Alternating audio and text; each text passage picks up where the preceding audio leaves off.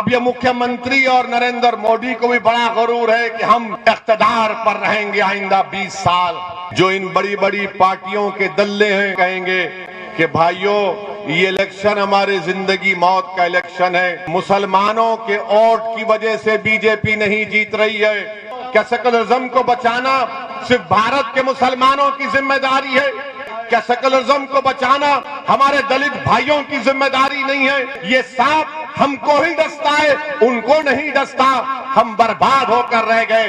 और जब मोदी के सभा में जाते हैं तो ऐसा बैठते हैं, हाँ पप्पा जी बोल रहे हैं। समाजवादी के सभा में जाते हैं तो भाई नेता बोल रहा है, भैया जी बोल रहे हैं। और हम जब बोलते हैं तो कितना बोले तोलते हैं। जो इन बड़ी बड़ी पार्टियों के दल्ले हैं कहेंगे कि भाइयों ये इलेक्शन हमारे जिंदगी मौत का इलेक्शन है। बीजेपी झूठ को पैदा करती और ऐसा पेश करती कि सच यही है।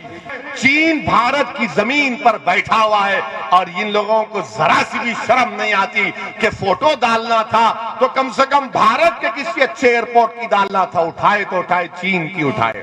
बीजेपी वालों तुम एक इम्तिहान का पेपर नहीं बचा सकते, तुम उत्तर प्रदेश के गरीब को क्या बचाओगे? आज उत्तर प्रदेश में गाय की बहुत इज्जत है, मुसलमान की नहीं है। गन्ने की बात नहीं करेंगे, जिन्ना की बात करेंगे। तो योगी आदित्यनाथ और मोदी ने क्या किया? नौकरी मत कर, गाय रक्षक बन जाओ। CAA का कानून मुसलमानों के लिए जिंदगी और मौत का कानून है, ये याद रखो मेरी इस बात को। योगी आदित्यनाथ हमको धमकी दे रहे हैं।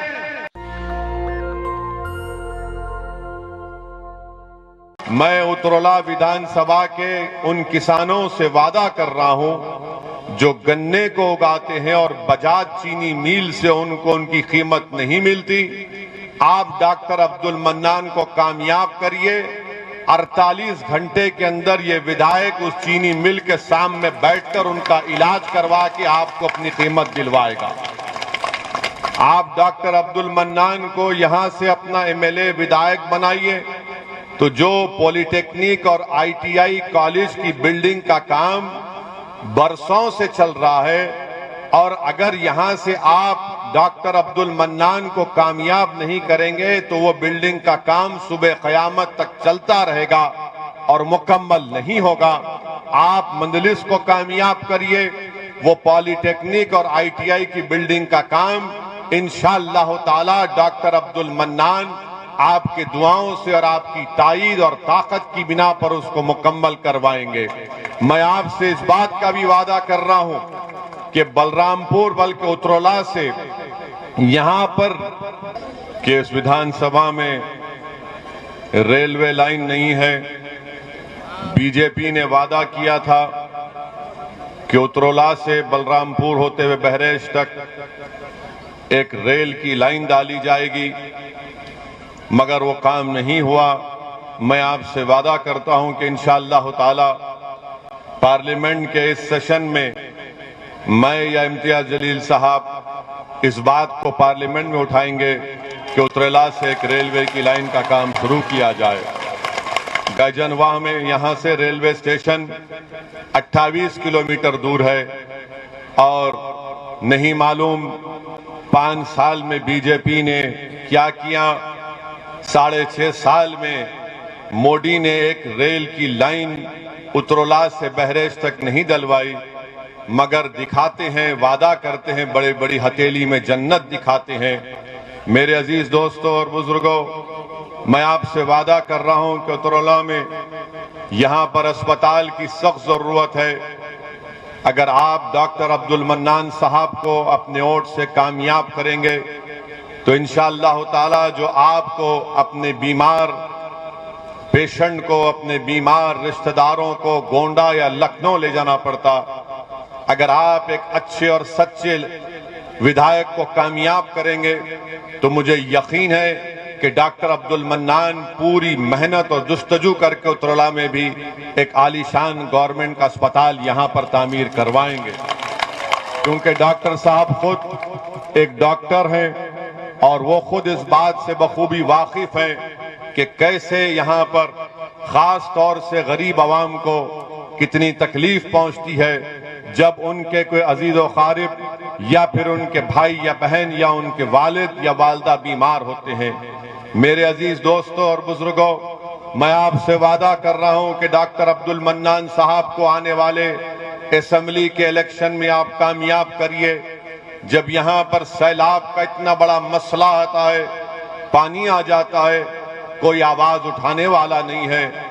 मेरी आप तमाम से गुजारिश है कि इन अहम मसलों के ऊपर आप अपनी नजर रख के अपने वोट का सही इस्तेमाल करिए, क्योंकि विधायक का काम यह होता है कि वो सिर्फ असेंबली में जाकर अंधा या गूंगा ना बन जाए, बल्कि अपनी आवाज को उठाए, अपने क्षेत्र के, अपने हल्के के, कॉन्स्टिट्यूंसी के लोगों की तकालीफ को उठाए।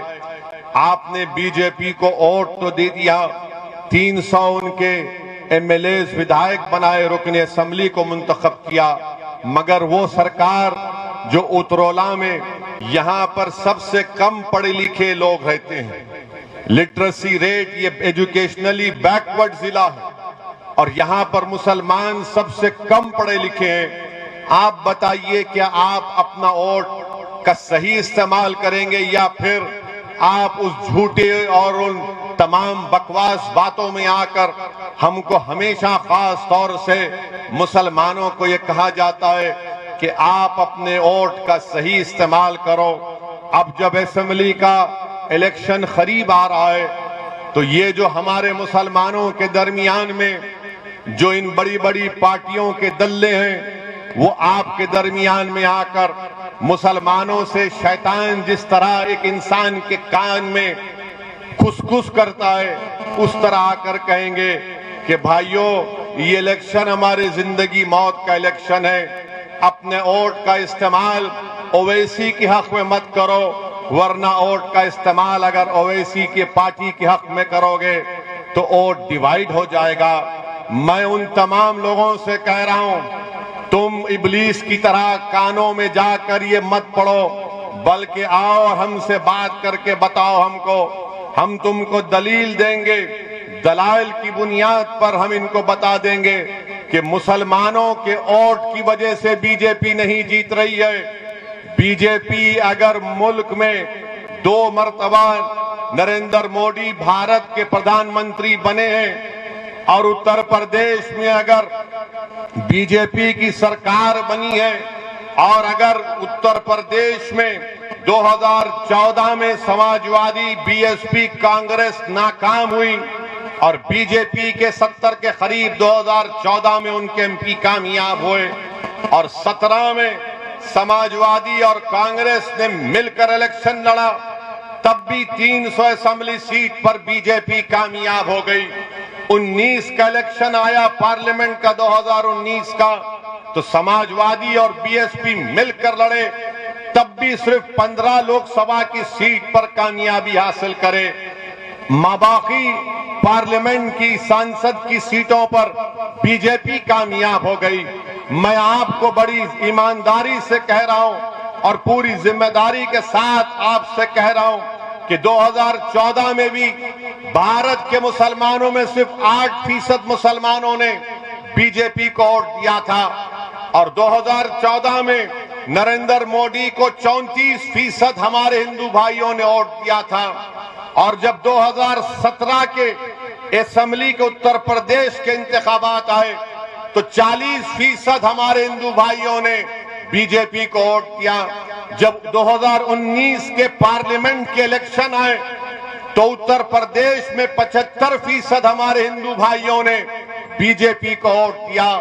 2019 में 75% मुसलमानों ने समाजवादी और बीएसपी को वोट दिया, तब भी उनके 15 जीते।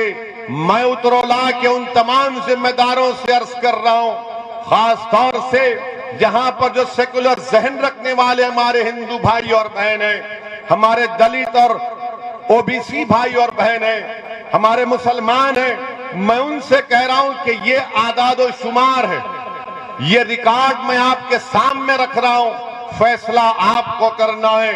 अपने वोट को जाया मत करो।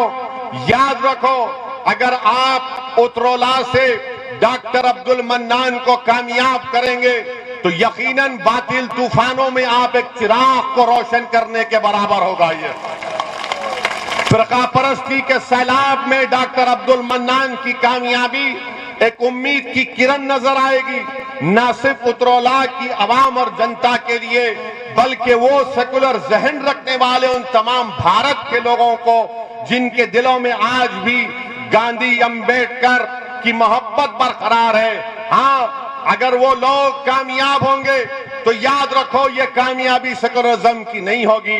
आपको और मुसलमानों को खास तौर से ये कहा जाता है कि सेकुलरिज्म को बचाना है, सेकुलरिज्म को बचाना है। मैं इनसे पूछना चाहता हूं, क्या सेकुलरिज्म को बचाना सिर्फ भारत के मुसलमानों की जिम्मेदारी है? क्या सेकुलरिज्म को बचाना हिंदुओं की जिम्मेदारी नहीं है?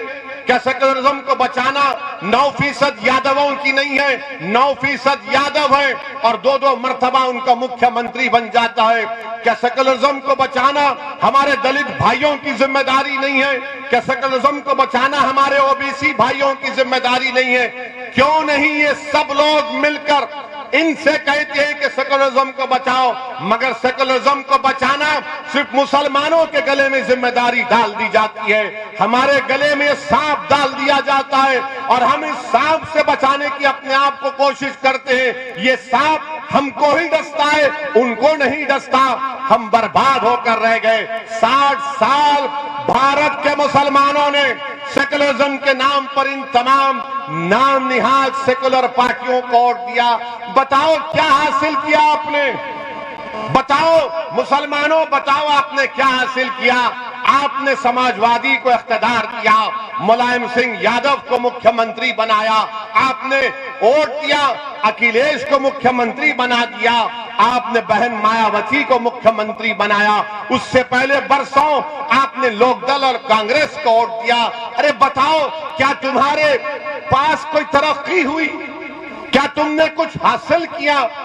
ये भी आपको बता रहा हूं कि हुकूमत की तरफ से ये बात नहीं बताई जाती, बल्कि माहिरीन ये कहते हैं कि भारत में अगर कोई बेटा अपने बाप से कम कमाता है, अगर कोई बेटा अपने बाप से कम पढ़ा लिखा है, अगर कोई बेटा अपने बाप से गरीब है, वो कौन है? वो मुसलमान है, वो मुसलमान है। और मैं सच्चाई के साथ आपसे कह रहा हूं, अपने घर में अपने बेटे को देखो, कहां है तुम और कहां है तुम्हारा बेटा? तुम अपनी जवानी में अगर आज कोई 60 साल का है तो अपने दिल पर हाथ रखकर पूछो कि अगर तुम्हारा बेटा 25 साल का है तो तुम 25 साल में क्या कमाते थे? उससे कम तुम्हारा बेटा आज कमा रहा है। इसको इंटरजेनरेशन मोबिलिटी कहते हैं। ये मुसलमानों में सबसे कम है। सबसे उत्तर प्रदेश में सिर्फ 2% मुसलमान ग्रेजुएट होते हैं, सिर्फ 2%। उत्तर प्रदेश में सबसे ज्यादा बच्चे और बच्चियां स्कूल के बाहर है, मुसलमान है। कौन इसका जिम्मेदार है? ओवैसी जिम्मेदार है। कौन जिम्मेदार है इसका? इसका जिम्मेदार आप हैं, क्योंकि आपको धोखा दिया गया। आपको हर चुनाव में आकर कहा गया कि जिंदगी और मौत की बात है, सेकुलरिज्म का मामला है, मुसलमानों एक होकर कभी समाजवादी को दे दो, कभी बीएसपी को दे दो। मुसलमानों, इस चुनाव में तुमको एक होना है अपने लिए, अपने मुस्तकबिल के लिए, अपने नौजवानों के मुस्तकबिल के लिए। आपने हमेशा वोट दिया इन पार्टियों को, मगर क्या तुमने कभी वोट दिया अपने आप को? क्या तुमने वोट दिया अपनी तरक्की के लिए, अपने बच्चों के स्कूल के लिए, उतरौला में एक रेलवे की लाइन के लिए, उतरौला में स्कूल और पॉलिटेक्निक के लिए, उतरौला में चीनी के मिल में कीमतों को दिलाने के लिए? यही बात मैं आपसे अर्ज करने आया हूं कि आपको अपने वोट का सही इस्तेमाल करना है। डरने और घबराने की जरूरत नहीं है। अपने वोट से अपनी पार्टी के उम्मीदवार को कामयाब करिए। कोई समाजवादी का, बीएसपी का, कांग्रेस का कोई आकर कहेगा कि अगर डॉक्टर मन्नान कामयाब होगा तो क्या कर लेगा वो? कोई पूछेगा आपसे कि अगर मंजलिस के 10-15 एमएलए इंशाअल्लाह उत्तर प्रदेश में कामयाब हो गए तो क्या करेंगे? मैं उनको कह रहा हूं, आपसे मुखातिब हूं, अगर आपके दिल में ये वसवसा है, अगर आपके दिल में सवाल है, तो इसका जवाब यही है कि पूरे भारत की पार्लियामेंट में 540 के करीब पार्लियामेंट के सांसद के मेंबर हैं। उन 540 में मजलिस के सिर्फ 2 हैं और अल्लाह का इतना बड़ा करम है सदका नबी करीम सल्लल्लाहु अलैहि वसल्लम का कि जब ये 2 दीवाने खड़े हो जाते पार्लियामेंट को हिला के रख देते हैं। आपको इस तरह की जरूरत है, आपको इस तरह के विधायक और एमपी की जरूरत है। आपको कोई कव्वाली पार्टी में कोई हारमोनियम बजाने वाले की जरूरत नहीं है। आपको अगर ये पार्टी के जीत भी जाते तो क्या करते? आपने देखा कभी कव्वाली को? एक थाली मारने वाला होता है, एक तबलची होता है, एक हारमोनियम बजाता है, एक राग खींचता है। एक रब अब आगे इलेक्शन आ गया तो पूरी कव्वाली पार्टी आ गई मजलिस के खिलाफ। एक हारमोनियम बजा रहा है, एक राग बजा रहा है, एक तबलची है। अरे तुम जो काम कर रहे हो, मैं मजलिस के मुखालिफिन से कह रहा हूं, अरे तुम तो उस तवाइफ से भी बदतर हो। कम से कम वो अपना पेट काटने के लिए करती है, तुम तो कौम का मुस्तकबिल बर्बाद कर रहे हो। तुम तो कौम का मुस्तकबिल बर्बाद कर रहे हो। बताओ आपने क्या हासिल किया? आपके पास में ये आदादो शुमार, ये फैक्ट्स एंड फिगर्स दे रहा हूं, कुछ जवाब नहीं दे सकते हमारे दलाइल का। सिर्फ यही कहते हैं कि ओवैसी जज्बाती तकरीर करता है। हां, जिंदा हूं तो जिंदगी का सबूत देना पड़ेगा। जो मुर्दा है उसमें जज्बात नहीं होते। अल्लाह ने दिमाग दिया, सोचने और समझने का सलीका दिया। अल्लाह ने दिमाग दिया कि उठाओ ना इंसाफी के खिलाफ आवाज उठाओ तो उठाता हूं। अल्लाह ने दिमाग दिया, अल्लाह ने एहसास दिया इंसान को कि जालिम का साथ मत दो, मजलूम का साथ दो, तो बोलते रहते हैं। अब जो मुर्दा हो चुके हैं, जिनका जमीर मर चुका, जिनकी आंखों पर पर्दा पड़ चुका, जिनके पास सोचने और समझने का सलीका छीन लिया गया, वो क्या महसूस करेंगे किसी मजलूम की तकलीफ को? वो सिर्फ इलेक्शन में आकर कहेंगे कि सेकुलरिज्म को बचाओ, वोट को टूटने मत दो, इनको कामयाब करो। अरे जब 9% यादव 2-2 बार अपना मुख्यमंत्री बना लेते हैं, तो क्या उत्तर प्रदेश की विधानसभा में आप मजलिस के 15-20 अरकान असेंबली को कामयाब नहीं कर सकते? क्या अबूतुल्लाह से डॉक्टर मन्नान को कामयाब नहीं कर सकते? कर सकते हैं इंशाअल्लाह ताला। और आपको करना है, बताना है। लोग यहां पर बैठकर, याद रखो मेरी एक बात को, मैं अपनी जिंदगी का तजुर्बा आपसे कह रहा हूं। मुझे ज्यादा तजुर्बा नहीं है, मगर थोड़ा तजुर्बा है। इंसान जब एक मरहले पर पहुंच जाता है ना, जहां पर उसको फैसला लेना है, तो हमेशा याद रखो, दिमाग आपसे कहेगा खतरा मत मोल ले, दिमाग कहेगा कि खतरा मत मोल ले, दिल बोलेगा प्यारे जब प्यार किया तो डरना क्या, दिल का साथ दो, दिल का साथ दो। दिमाग तुमको डरा देगा। तुम दिमाग से पूछोगे अल्लाह कहां है, तो दिमाग से सवाल, दिमाग बोलेगा कहां है अल्लाह, दिल बोलेगा अरे प्यारे जमीन और आसमान का खालिक तो वही है। जो बगैर देखे जिस पर ईमान लाना वो दिमाग का काम नहीं, वो दिल और दिमाग का काम है। तो सिर्फ दिमाग के गुलाम मत बन जाओ, दोनों को इस्तेमाल करो।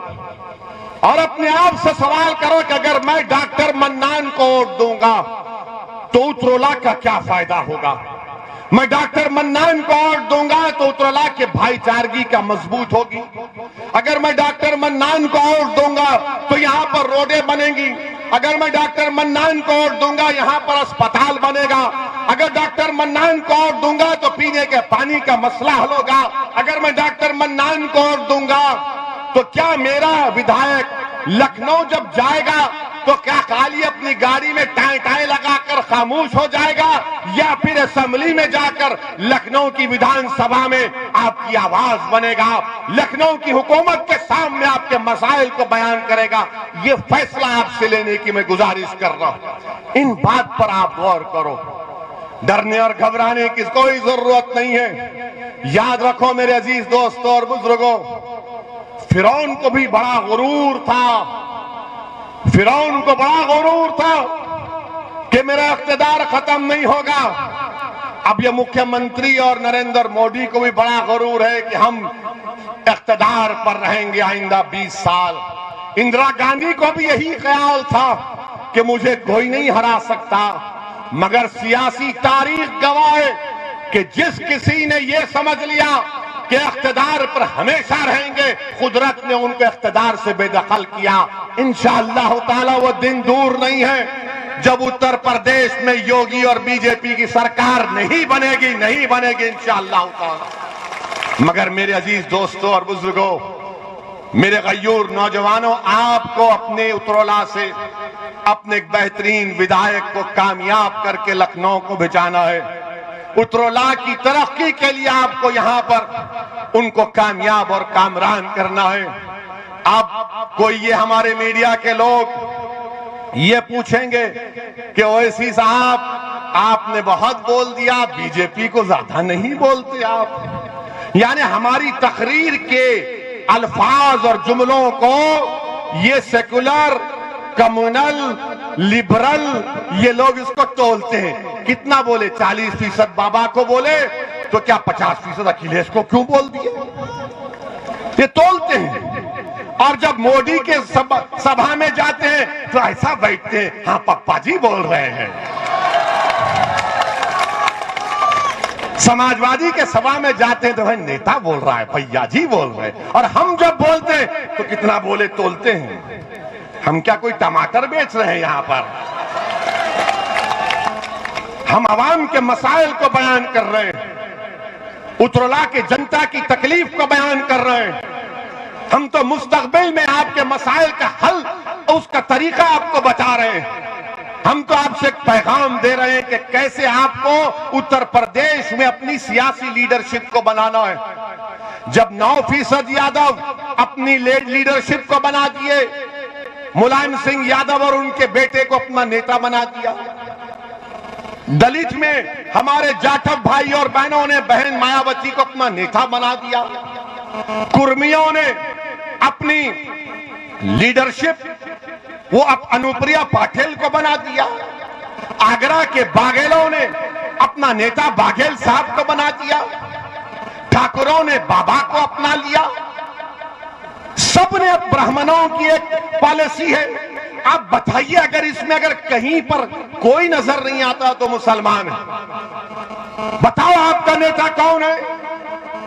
बताओ तुम्हारा नेता कौन है? मेरा नाम मत लो, अपने दिल से सवाल करो। मैं आपसे पूछ रहा हूं, बताओ मुसलमानों का उत्तर प्रदेश में नेता कौन है? कौन है तुम्हारा नेता जो तुम्हारी विधानसभा में तुम्हारी आवाज को उठाएगा? कौन है मुसलमानों का नेता उत्तर प्रदेश में? बताइए आप। क्या आप इसी तरह नहीं है बोलेंगे या बनाएंगे? क्या उतरौला में बनाएंगे या पूरे यूपी में बनाएंगे? आपको पूरे यूपी में बनाना है। जब आप जिद में आ जाएंगे कि नहीं, उतरौला से यहां पर सिर्फ मंजलिस कोर्ट पड़ेगा, उतरौला की जनता की भलाई के लिए डॉक्टर अब्दुल मन्नान को कामयाब करेंगे, तो यकीनन इंशाअल्लाह ताला डॉक्टर अब्दुल मन्नान यहां से आपका विधायक बनकर लखनऊ को जाएगा इंशाअल्लाह। मेरे अजीज दोस्तों और बुजुर्गों, बीजेपी की सरकार है। योगी कहते हैं हमने ये कर दिया, मोदी कहते हमने वो कर दिया। आपको मालूम, अभी नोएडा में जीवर एक मुकाम पर एक नया एयरपोर्ट का संगे बुनियाद देश के वजीर आजम प्रधानमंत्री ने किया। ये बीजेपी वाले कितनी बड़ी चोरी करते हैं देखो आप। क्या किए? नोएडा में जो एयरपोर्ट का संगे बुनियाद रखा गया, तो इन्होंने सोशल मीडिया पर बीजिंग के एयरपोर्ट की फोटो डालकर कहा नरेंद्र मोदी इस तरह का एयरपोर्ट बना रहे हैं। यानी चीन का एयरपोर्ट की फोटो डालकर यह बता दिया कि मोदी जी इस तरह का एयरपोर्ट डाल रहे हैं। चीन बोलना पड़ा, अरे बीजेपी वालों ये हमारा एयरपोर्ट है, तुम कहां से तस्वीर ला लिए? यानी कितना झूठ बोलते हैं। यानी झूठ की फैक्ट्री है ये। बीजेपी झूठ को पैदा करती और ऐसा पेश करती कि सच यही है। बीजेपी भारत की जनता से कह रही है कि सच्चाई की तहकीक मत करो, झूठ को सच मान लो और उगल लो, इसको निगल लो। एयरपोर्ट की फोटो भी चीन की डाले, और वो चीन भारत की सरजमीन में, लद्दाख में, डेप्सांग में, डेप्चांग डेप्सांग में, डमचाक में, हॉट स्प्रिंग में चीन भारत की जमीन पर बैठा हुआ है और इन लोगों को जरा सी भी शर्म नहीं आती कि फोटो डालना था तो कम से कम भारत के किसी अच्छे एयरपोर्ट की डालना था, उठाए तो उठाए चीन की उठाए। हाय मोदी जी, कितनी मोहब्बत है चीन से आपको, कितनी मोहब्बत है देश के प्रधानमंत्री को। और बाबा के बारे में जितना बोला जाए कम है। आज टीचर्स एलिजिबिलिटी टेस्ट था, टीईटी टेस्ट था। 18 लाख बच्चे और बच्चियां उस इम्तिहान की तैयारी कर रहे थे। एक रात पहले यानी कल रात अपने सेंटर पर जाकर कड़कड़ाती ही सर्दी में सेंटर के बाहर लेटकर बैठे थे रात भर। मगर जब सुबह इम्तिहान हॉल में गए तो मालूम हुआ कि योगी आदित्यनाथ की सरकार में टीईटी का पेपर लीक हो गया। इम्तिहान का पेपर बाबा लीक हो गया और वो बच्चे जो महीनों से तैयारी कर रहे थे गरीब परिवार के, उनसे कहा गया कि अब दोबारा आइंदा महीने इम्तिहान होगा। बीजेपी वालों, तुम एक इम्तिहान का पेपर नहीं बचा सकते, तुम उत्तर प्रदेश के गरीब को क्या बचाओगे। एक इम्तिहान का पेपर बीजेपी नहीं बचा पाई, वो भी लीक हो गया। बाबा, ये ठोक दो की पॉलिसी में पेपर कैसा लीक हो गया? बताओ योगी आदित्यनाथ, तो आप तो कहते हैं ठोक देंगे, नाम बदल देंगे। अब बाबा बोलेंगे कि टीईटी का नाम बदल देता हूं, पेपर लीक नहीं होगा। हर जगह नाम बदल देंगे, रे पेपर लीक हो गया। 20 लाख बच्चे और बच्चियां जो आज प्राइमरी, अपर प्राइमरी का इम्तिहान लिख रहे थे, टीचर्स का इम्तिहान, वो पेपर लीक हो गया। ये कौन सी सरकार है बीजेपी की जो गरीब नौजवानों को इतना मायूस कर देती? और फिर मेरे अजीज दोस्तों और बुजुर्गों, आपको मालूम कि उत्तर प्रदेश में, आज उत्तर प्रदेश में गाय की बहुत इज्जत है, मुसलमान की नहीं है। गाय को इंसान से बड़ा इज्जत दी जाती है। ये मैं जिम्मेदारी के साथ कह रहा हूं। हमारे मंच पर हमारे पंडित राम निवास शुक्ला जी बैठे, हम उनके बाजू बैठे। अब टीवी वाले पूछेंगे ये ओवैसी बाबा के बाजू कैसे बैठ गया? ये बाबा में, वो बाबा में जमीन आसमान का फर्क है। ये बाबा के दिल में इंसानियत से मोहब्बत है। ये बाबा के दिल में हर मजहब से मोहब्बत मानने वाले से मोहब्बत है। वो बाबा में मामला उल्टा है उनका। और ये बाबा नाम नहीं बदलना चाहते, ये बाबा ठोक दो की नहीं, ये दिल से लगाने की बात करते हैं। आपको मालूम कि 2018 में लक्ष्मणपुर गांव बलरामपुर जिले में सितंबर 2018 में ये जो अपने आप को गाय का रक्षक मानते हैं, वो एक शख्स को पीटना शुरू कर दिए, खूब मारना शुरू कर दिए। तो उस शख्स ने कहा, अरे मुझे क्यों मार रहे हो, मेरी गाय है। तो बोले नहीं, तू काटने लेकर जा रहा है। अरे वो बोला कि अरे मैं हिंदू हूं, मुसलमान नहीं। बोले नहीं, तू काट रहा है। उसने कहा कि मेरा नाम कैलाश नाथ शुक्ला है, लक्ष्मणपुर गांव बलरामपुर जिला, सितंबर 2018। अरे वो ब्राह्मण था, उन्होंने उसको भी पीट दिया। देखते ही नहीं है बुनकरों का मसला, अंसारी भाइयों का। बिजली की कीमत इतनी आसमान को छू रही है, कोई फिक्र नहीं है बाबा को। कुरैश बरादरी के लोग बरसों से कारोबार करते हैं, उनको बर्बाद कर दिया गया। समाजवादी की सरकार थी, 2017 तक कोई स्लॉटर हाउस का परमिशन रिन्यू नहीं किया। मगर अब चुनाव आ गए तो समाजवादी बोलेगी हम सेकुलर हैं, ओवैसी की बातों में मत जाओ। मेरे अजीज दोस्तों और बुजुर्गों, बीजेपी ने अब यहां पर इतनी बड़ी तादाद में, अच्छा बाबा की हुकूमत का एक और कारनामा सुन लो आप। नरेंद्र मोदी की सरकार में नीति आयोग है। नीति आयोग ने लिखा कि पूरे भारत में सबसे ज्यादा गरीब लोग बिहार में हैं, 52%, फिर झारखंड में शायद 45 या 47, और तीसरे कहां पर है सबसे ज्यादा गरीब? कहां है? जोर से बोलो, डरो मत।